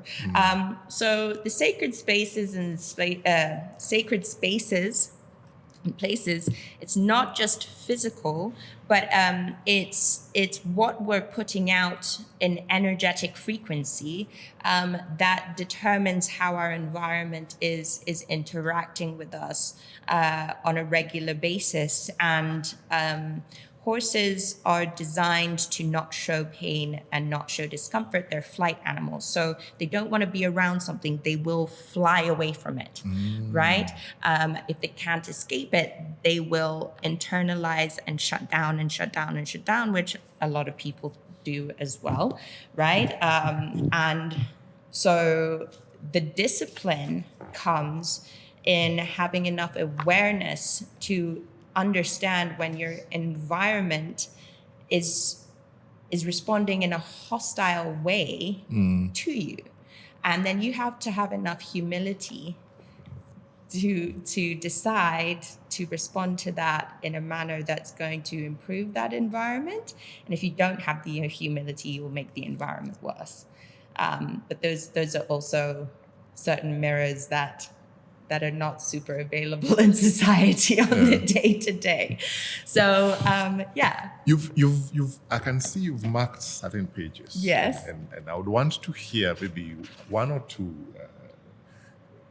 Okay. spots you can highlight for us and the viewers to also just understand something from what you're speaking about. All right. So one part here is empathy, right? Yeah. Empathy is the ability to put yourself in someone else's shoes or hooves. You can experience the world from their perspective. Once there, it's possible to understand their struggles. You can celebrate their accomplishments. Empathy allows you to take a pause with your horse or anything or any person that you are with, actually, when things are going wrong. During this pause, you can take time to explore the reason for the problem, right? And so that's so applicable in everything that we do, right? But when people are trying to control a horse or something and they're too lazy or they cut corners, right? And they'll put on a harsher bit, like what goes in their mouth, so that the horse feels more pain, right? And stops quicker, right? But you as a person might say, well, why don't you put on the bit? Why don't you put on the saddle? But no, why would I do that? I'm not an animal, but you're behaving like one. You're not behaving like one, because even an animal wouldn't do that to another animal unless it was another animal never causes another animal pain for fun. It's for survival, right? Or for an ego elevation, right? And again, we talked about presence, right? If you become distracted by thoughts, emotions, or things in your environment, cell phones, conversations with others, or watching what others are doing, you can't focus on being present with your horse, but you can't focus on being present in any type of situation, right? So that's less of the scientific stuff. That's more of sort of what can happen in a feeling situation, which obviously I aspire to. But let's go to the scientific thing. Thoughts and emotions affect the heart's electromagnetic wave pattern. Positive thoughts and emotions create an energy wave pattern that is very smooth and regular. And when this happens, the heart's rhythm is considered by scientists to be coherent. right? So even when you go for an EKG, you've had a heart attack, right? They're looking for that coherence, right? Now, when you're experiencing negative thoughts and emotions, they create an irregular heart rhythm and low coherence, right? So when you're negative or in a negative space, that also affects your ability to take on information, right? Your prefrontal cortex, which is what allows you to process information, it actually just stops working. Right? When you're under stress or whatever, it stops working and it goes into as well fight or flight, right? And you then go to your archives and you just start replaying what you know and what is a safety mechanism to you. So you're not actually creating a new experience, or you're not creating a solution. You're going off of your trauma response, right? And so it's to understand that, yes, we're human, but our brains are computers and we are biomechanoids, essentially, right? We're biological computers. And if you, as the conscious spiritual person, are not giving the computer new information, it is simply going to react off of the programming. Right? And so for me, that's a very important, and I dog-eared that specifically because when we react in specific ways, or we lose our temper or anything like that, there's no profound aspect of where you're coming from. You're simply going through a chemical reaction in your brain that's not allowing you to deal with that situation well. And that is, our prefrontal cortex is much larger than the horse's prefrontal cortex. So therefore we have a much bigger responsibility in that respect to manage ourselves and to be emotionally regulated when we're around them. Most people do not do the work to do that. And I think that's an essential part of being a horse person. And I think in this world that we're currently living in, the requirement for that responsibility to be an emotionally and regulated, mentally regulated human being is more important than ever. And the generations that came before us, I don't think accentuated that as much as Gen Z, for example, is accentuating that. And I think that's why Gen Z is struggling so much with this administration, is because they're saying to the administration, I have more knowledge available to me than ever before. It's literally on my phone. And so you cannot tell me what you're telling me without me going and looking at the information and backing it up and saying, you're lying. But because you don't have the humility as the older generation to do the exact same process and then to look at yourself and be like, I'm lying. And I should change that. Instead, we get angry and say that you're being disrespected, right? Yeah. And it's exactly the same with working with horses. They are more conditioned than us to pick up on their environment because that's how nature designed them. They can't do anything other than what they have been designed to do. So do we punish them for that, or do we meet them halfway? A lot of times people are suffering silently. You're going through things all alone. But now, from looking at where you are, looking at what you've learned, what is something you wish somebody said to you at your lowest?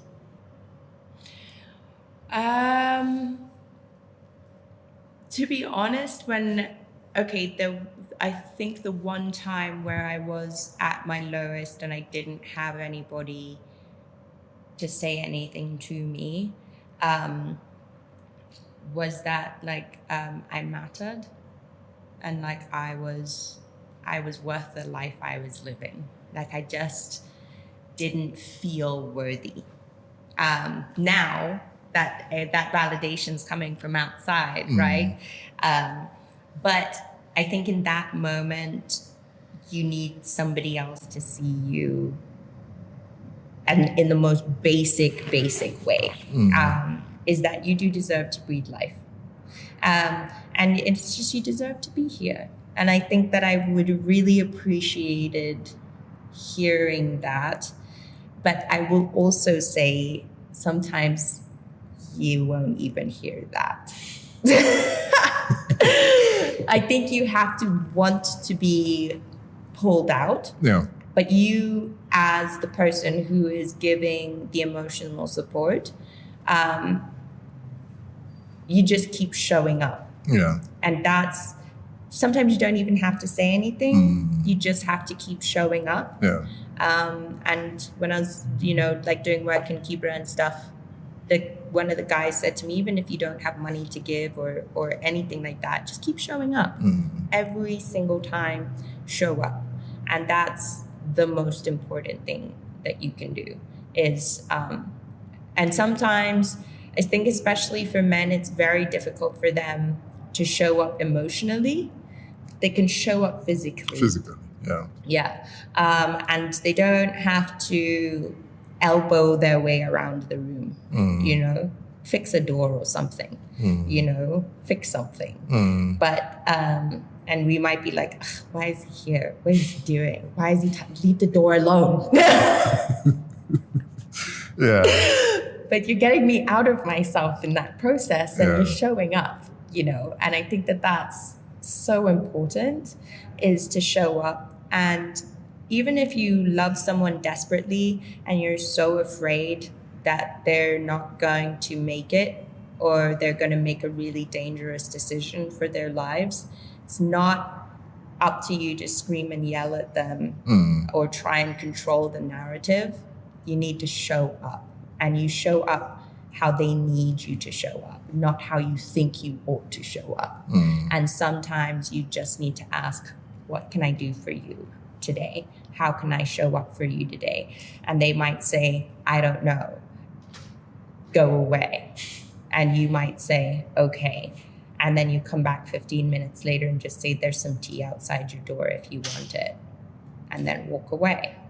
Now, I'm probably not going to respond to that comment, but I might sneak myself out of bed, steal that cup of tea, and then go back into my room. Right? Yeah. So we don't have all the answers, but you can just hold a space. And sometimes that's just the most important thing. And my friend, for me, he showed up. Yeah. He just kept showing up, and it didn't matter what he said. I had a counter negative comment, and then that's kind of where he was eventually like, you know what? I'm going to keep on calling you unless you block me. And so you're just going to have to deal with the fact that I think that you're important and I enjoy talking to you and I don't want you to leave this space. So I'm going to keep on calling you every day.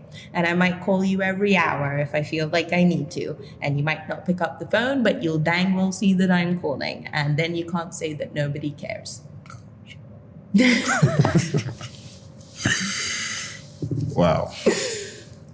Nandi, you're very entrepreneurial. I want to move away from, I want now to transition to money. Yes. You've done so much. And I think that now brings us to this one. Recruit your ways to 6 figures. First, tell us about this one.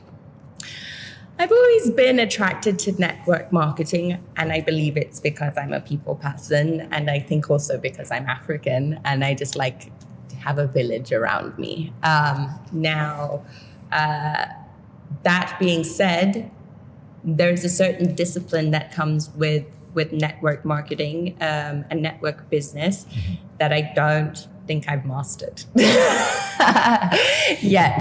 However, the principles of making money as a community and making money together and everybody benefiting and everybody eating is a very important part of business to me. I don't subscribe to pure capitalism. I think it's toxic and it removes people out of the equation and it allows checks and balances and graphs to determine economy, which is always a dangerous place to go because people make economy, not numbers. So from that point of view, yeah, entrepreneurialism or being a business person, learning about my relationship with money, especially being female or being an African female, where I was also accustomed to male provision, but then feeling even frustrated within that because I also wanted to have my own independence, and my father was very adamant that myself and my sisters are independent through our education, and he himself would also say you must never depend on a man, right? But does not mean that you can't have a man provide, but don't be stuck because you're looking for that provision from a male. Have the ability to make your own enterprise and to build your own wealth and wealth structures. And that's always been a little bit of a challenge because I've never really understood how it worked. Never really understood how it worked. And so we get very, very frustrated, and it's not that I don't make money in systems, because I do and I can, but I get bored. And I just gotten to the point where I realized that, I'm working so that these people can enjoy their lives. They're literally giving me the bare minimum in order for me to be more productive in their organization so that they can profit and live the lives that they want to live. They are not coming to work every day for me. Yeah. And so it's been a quest. And I think it is for a lot of people is to attain that financial freedom. And as a woman, I think it's more important now than ever to find that economy within yourself. And this is it's a constant evolving journey for me, because I feel like up until quite recently, I had a really bad relationship with money. It wasn't that I couldn't make it, but certainly couldn't keep it. Which is a lot of people's problem. Yeah. Making it is not the problem. It's not the problem. Making it stay. Yeah. And also what I realized is that making it stay really didn't have anything to do with saving either. It's more to do with investing. You have to invest your money in the right places and learn financial systems and understand how they are rigged, so that you can get the money working for you. And yes, what I noticed, because working with horses, you work with the social elite and the economic elite, right? If they can buy a horse for $4 million, it's because they have that as disposable income. And if they have 7 horses in their stable and not a single horse is less than $4 million, then their money is really working for them in a totally different way than my money is working for me. So I'm like, well, what are they doing? Yeah. And it's not that I'm not making good money or anything, but then it's understanding that the people that understand wealth and truly understand what to do with it are investing it in places where the money is working for itself, and they are living off of the interest, and they are not actually touching their initial investment at all. And I think that yes, it's good to have savings, but not saving what you're actually making. You're making your savings off of the residual income that you've actually saved. And so I feel like we're missing quite a few steps on that way to financial freedom for a lot of people. And I think it's really great how Gen Z is and a lot of just people in general are capitalizing off the internet, or people are starting to learn about compound interest and all of these things. Being money smart is important. Being business minded. I love business. I love economy. I love commerce. But without understanding investment protocols, interest, compounding interest, where are safe places to put the money, money markets, or even just putting your money with people who are better at it than you are or have some more discipline, that's all a part of it as well. So it's been a really big learning curve, and you inherit a lot of money habits from your family. And you have to decide if those habits work for you or not. And you learn a lot within the first 10 years of your life, and that gets embedded into your subconscious. And a lot of the time, you're just operating off of that subconscious programming. And you're like, man, I'm making the money, but I seem to hit the ceiling and I can't seem to make more than this. Or I don't know why I can't seem to save. But then you look at your parents, maybe they've hit that same money ceiling and they haven't been able to break through it, or you're actually emanating their money habits, or you've seen their money habits and you've decided that you're doing a full 180, right? But you haven't actually processed the in-between, so you still end up getting stuck. And it's, getting your money intelligence correct is a journey within itself. And I'm really grateful that the younger generations are starting to pick up on that a lot sooner. I am the terrible auntie that will say, don't go to school, start a business. Because I see some of the Kenyans are some of the most educated people in Africa. We have so many people with degrees, but there aren't enough jobs for the amount of people that are educated. But one thing we're really good at is micro businesses. Africans are really good at that, really good at micro business and juakali and all of that sort of thing. So get them started doing that earlier. And to be honest, a lot of what's being taught in the school system, if you homeschool your children, they can learn everything that they need to learn to a university level by the time they're 18. And there are ways for them to get accredited certifications through online schooling to the college level by the time they're 18. So why put them through a system that is just breaking you and breaking them? It's kind of scary to me that the inside of the classroom looks very similar to the inside of a jail dining area. Wow. So it's institutions. You look at how a car has evolved since the 1920s, then look at a classroom.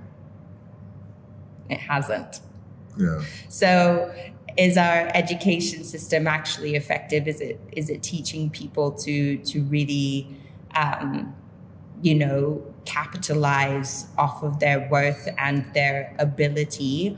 And I'm not saying if you decide, oh my goodness, I want to really do this thing, and then I'm going to go and do an apprenticeship and I'm going to go and learn about this thing at school. That's completely different to you thinking that you have to be a lawyer or a doctor at 18 because that's what dad says or mom says, or that's because I'm Asian and that's our culture. Okay, but also no. But let me ask you, Nandi. Everybody's trying to start a business somewhere. And I don't know if it's our nature. Somebody is always trying to start something somewhere. You just always wish that I had something on the side going, even both employed and the ones who are still in business. And I would say, fortunately, I'm finding myself building a business after another.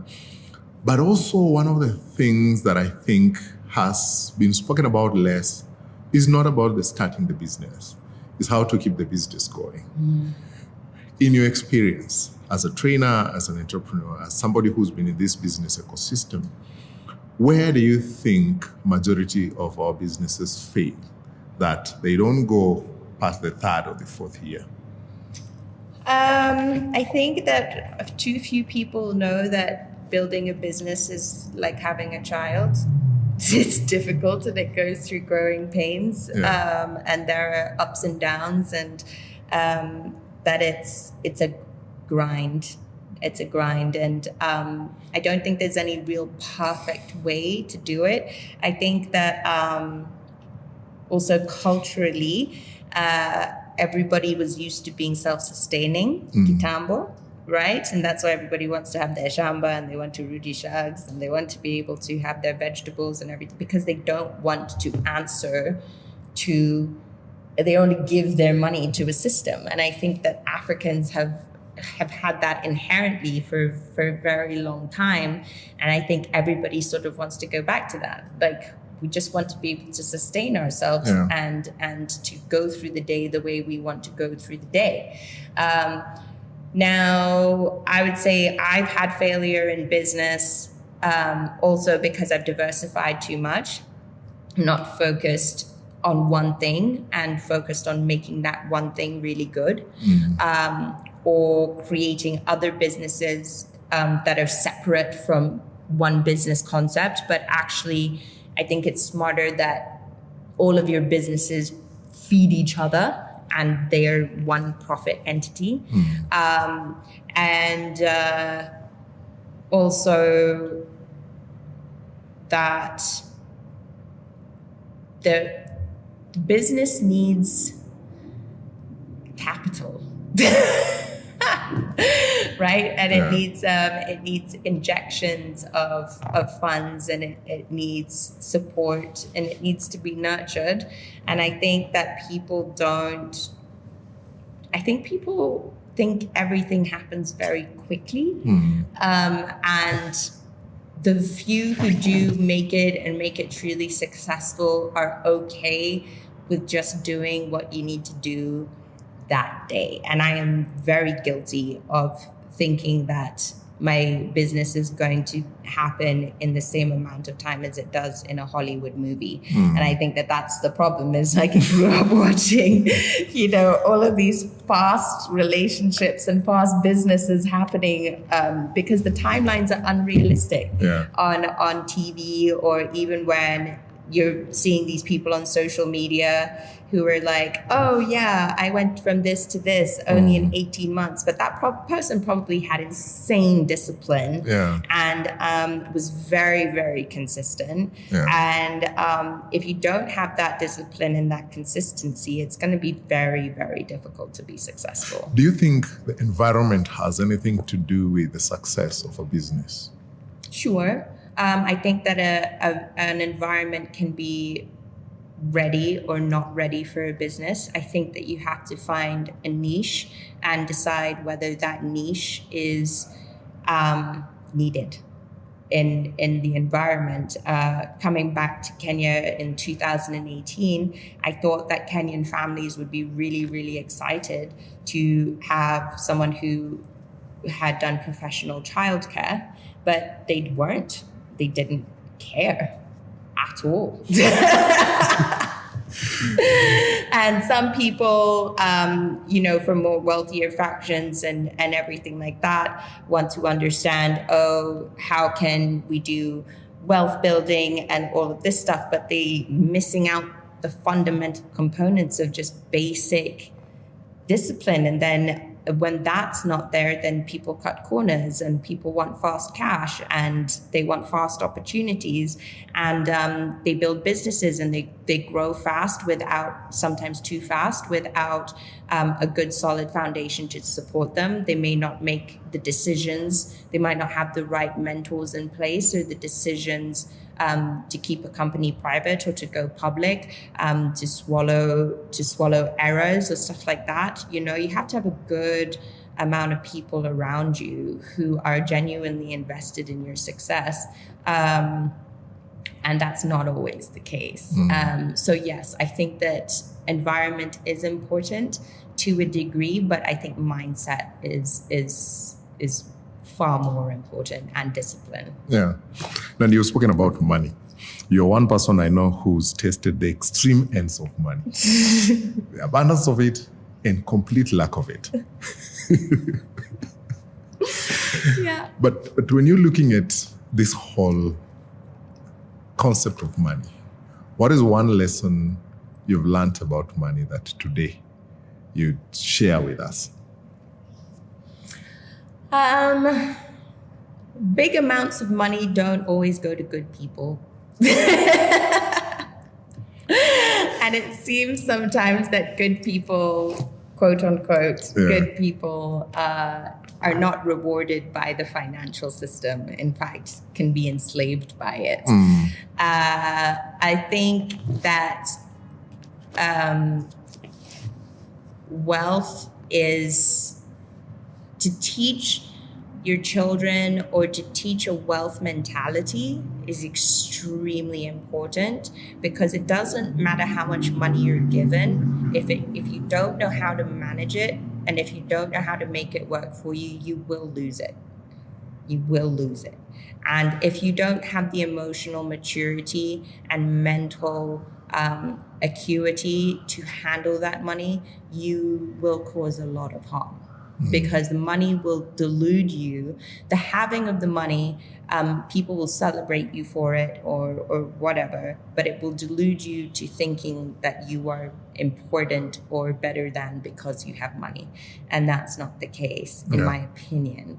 In my opinion, money, you have to know what you want from this life. And sometimes you don't need a lot of money to accomplish it. If the idea is to have peace and to have your shamba and to be able to be self-sustaining and to know that, you know, your kids are going to come visit you at Christmas and everything like that, and you can live a simple life, and that's really what you want, you don't need a whole lot of money in order to be able to achieve that. So I think understand what is a measure of true wealth, accumulate, get the money that you need in order to accomplish that, but also know when it's enough. Because too much will kill you. Can there be enough money? Yes. When what happens, do you know, now I have enough?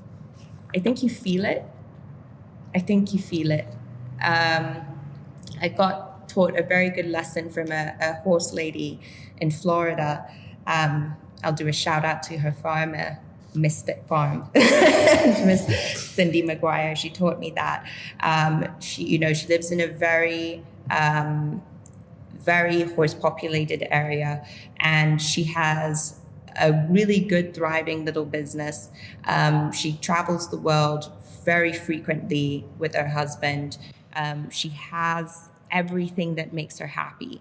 She just doesn't require more. And she lives a fantastic life within that knowing. There's no need for her to be greedy just to have more dollars in the bank account, because her money works for her in the way that it needs to. And she is one of the kindest and most generous and happy, loving people that I've ever met. And she helped me in so many ways when I needed support, and she didn't have to do that. She lent me her truck, when I needed to get to work and stuff like that, because it was something that was easy for her to do.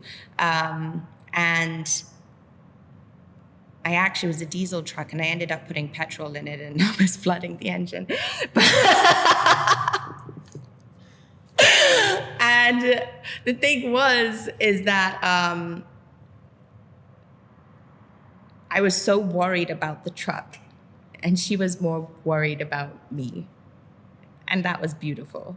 And I'd only just met her that week. But I think that the happiness and the joy that her environment, her thriving environment, allows her to have, allowed her to show me and extend that kindness. Now, I did pay for the truck to get fixed and all of that sort of thing, but we've also, remained friends this entire time, and I will never forget that kindness, and I'll be in a position to pay it forward one day. But that woman has helped me more than billionaires who I know have insane amounts of money and generational wealth and could pay off Kenya's debt to the World Bank. But that woman's done more for me in the happiness of what she has and her ecosystem than the people that supposedly have so much to give that they could literally heal economies. Yeah. So yeah, I think you can have, I think that you can have too much money and not have the heart to use it in a way that it ought to be used, and that makes it too much. But you could be a billionaire and have the right mindset and the right emotional output, and it will allow you to exact real change in the world. But you also have to consider that to get to the point where you are a billionaire, things have to happen economically in order for you to be able to achieve that. And sometimes it's not always clean.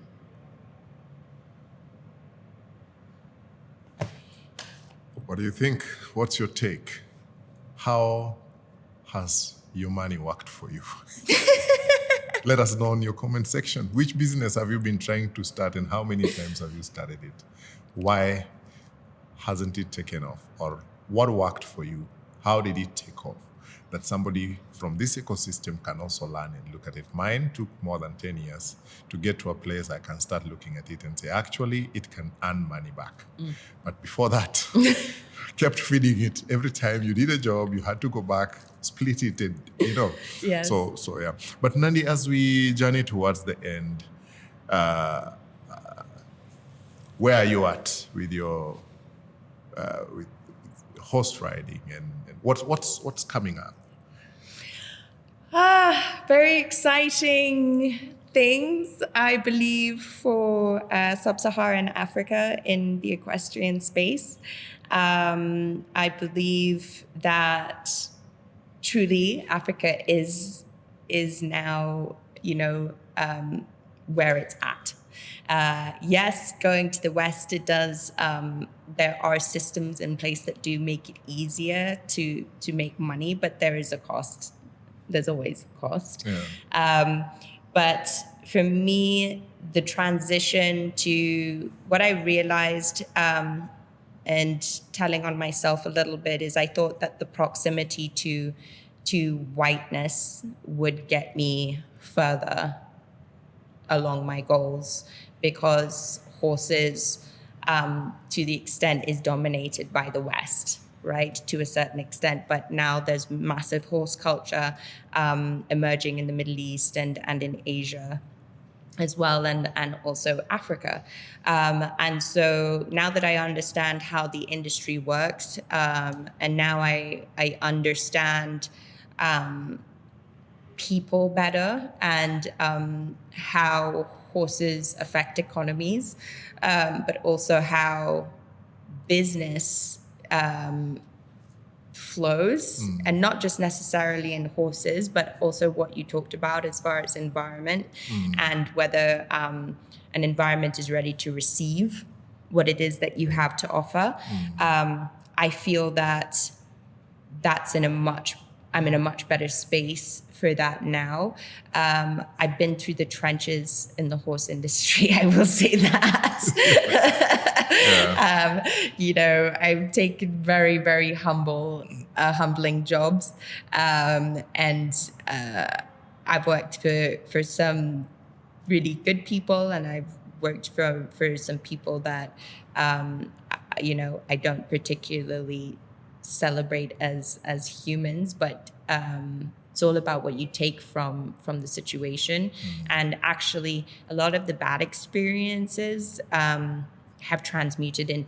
alchemized into something really, really great. And I'm really grateful because I have a lot of knowledge that I've accumulated over these last years, almost a decade now.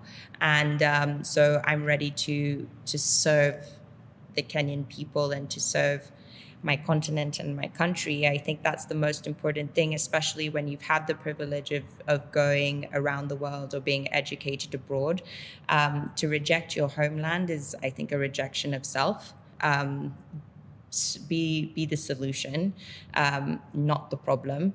Don't take the economy and the value that you are as a privileged person in education or travel or exposure and keep it in places that it's not needed. That doesn't mean that you come back to your home country with arrogance or thinking that you're better than anybody else. You're not. You are specifically now in a position of service, and you must be of service to the country. And that's where I'm at right now, is I'm just home to be of service, and I pray that the country receives me well, and I can do my thing. What's on your shelf receives you. And now, just to understand the Kenyan equestrian ecosystem, how would you rate it? Where are we at? Probably like a 3 out of 10, 4 out of 10. Not because of deliberate. I don't think it's deliberate. I think we just have a lack of education and a lack of understanding of the economy of horses and how that works. Horses are not cows. We need to stop thinking that we can feed them or treat them like cows. Just the other day, in fact, I was chased down the road by a lorry because the lorry driver did not like the fact that I asked him to slow down because my horse was afraid of the lorry. So his response to that was to chase me down the road with a glass bottle in order to teach me a lesson. So I would say that it is not safe for the most part for the everyday Kenyan to ride horses on the road. Again, I believe that the lorry driver thought he had a good enough distance away that it shouldn't be affected. But again, horses, especially race horses or something, they're bred to be extremely sensitive to their environment. And if they're not used to something, then they are afraid of it. It is not a personal attack on that individual. It is simply me asking for you to consider my safety. And it's happened many times with motorists. And, hopefully this is something that the Federation will, the governing bodies around horses will take into effect, is that horses and people have died on these Kenyan roads because of those aspects of our society. And again, I don't think that it's necessarily intentional, but, education is important, and horses are such a spectacular part of our lives, and they're really just here to, I think, to raise us and to raise our overall intelligence about living in harmony with the natural world and also with, animals that we've domesticated. So I'm excited for the future here. I hope that the loss of life will decline massively. And I think that Kenyans need to understand that while, yes, there is wealth in offices and all of that stuff, our wealth is in our land and in our animals, and our tourism literally feeds our economy. And so neglecting that is neglecting one of our main sources of survival as a nation. Can't add anything to it, Nandi. If somebody wants to find you, how can they find you? Where do they find you? Find me on Facebook, Nandi Kegode, or they can find me on Instagram as African Horsewoman Official. I do my best to respond to kind and respectful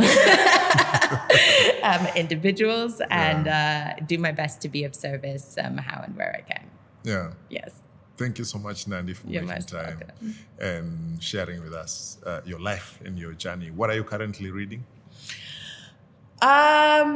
Actually, I believe I'm not reading anything at this moment. I just finished a book. I talked a little bit about fiction. So yeah, I just finished a fiction novel, and so I haven't sought anything new. What was it? Which I novel am was not telling you that. it? Is it the one you're saying with the angels? Oh no. That one I've read several times over, but this one is actually it's a little bit of more of a romantic novel. So I'm going to just keep that part private for myself. Because I enjoy sometimes, my Pride and Prejudice and my romantic little books, but it's the ones for the fluffy slippers and when we're having our personal spa days as girls. So yeah. All right. Have you ever thought of writing a book yourself? Yes, I've started a few times, but also just finishing this, understanding this process is ongoing. And I believe after accomplishing like the goal to the Olympics and everything like that, I'll be in a much better position to write something that doesn't feel unfinished. Thank you so much. Ladies and gentlemen, Nandi Kegode has been our guest today. Thank you also so much for journeying with us to the very end. This has been What's on Your Shelf, journeying through and not just riding horses, but riding through her life. What has been the most outstanding part of this conversation for you? What stood out for you? What is it that you would want her to respond to or comment? What did she say that you feel like needs to be re-emphasized? Feel free to reach out on our comment section. We'll be happy to respond. We'll be happy to get Nandi back if at all you need her to come and speak more of something you felt maybe she did cover extensively as you would have hoped for.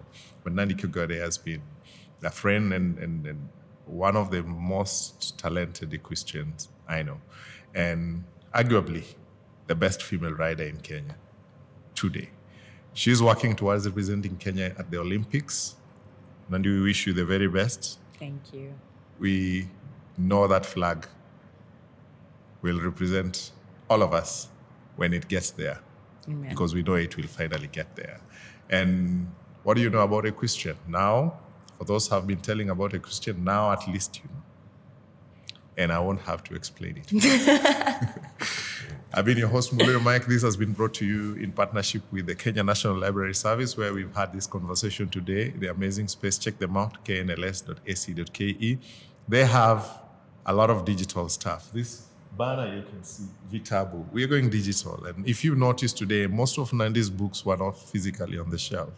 We spoke about a couple of books she has on her audio. She had given me a list of 10. We've just done 4 or 5, I think.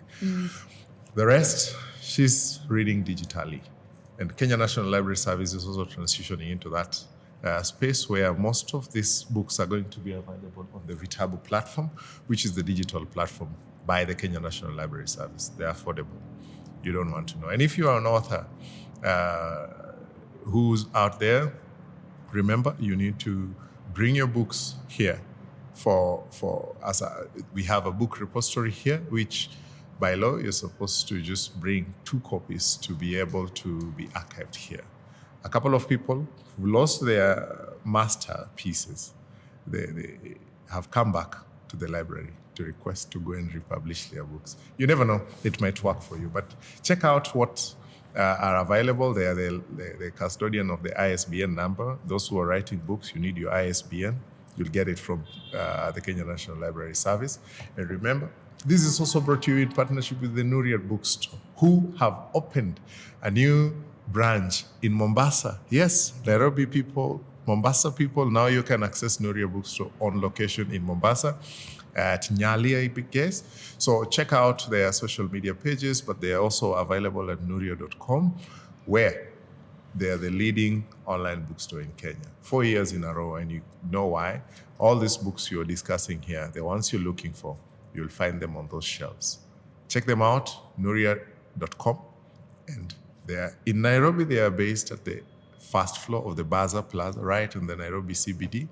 And who knows? Check out their platform. Check them out also on social media. And as always, we also want to request you, for those who've been also following What's on Your Shelf, have you subscribed?